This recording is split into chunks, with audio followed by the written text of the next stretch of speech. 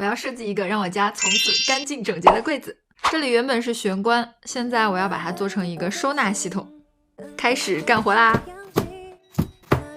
先把最大的柜子框架装起来，这个很简单，徒手就可以安装了。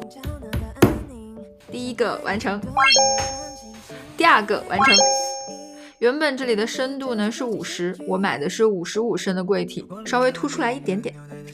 这上面呢还有64厘米的富裕，我用2个60厘米的小柜体填满，刚刚好。把它们这里连接固定一下。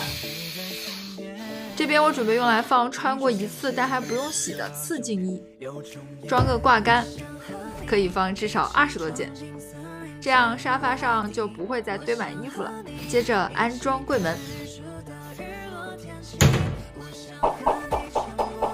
哎呀，厉害！我还剩下4个柜门，有没有猜到？对，这边我只准备装柜门，不要柜子。这一招我是在好好住 APP 上学的，上面有很多装修干货和家装好物。这里就可以用来放吸尘器啊、拖地机，然后它就很方便充电。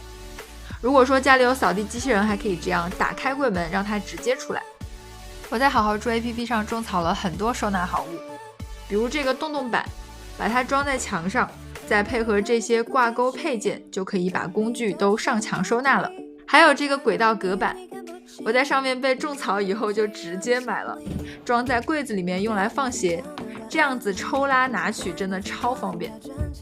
还有这个柜门反弹器，装了它呢，我就不需要给柜门装把手了，这样往里一按就可以自动弹出来。现在好好住 APP 可以搜索更多博主同款收纳好物，我在上面收藏了好多，快点击左下角下载吧。过几天呢，准备把生活阳台也改造了。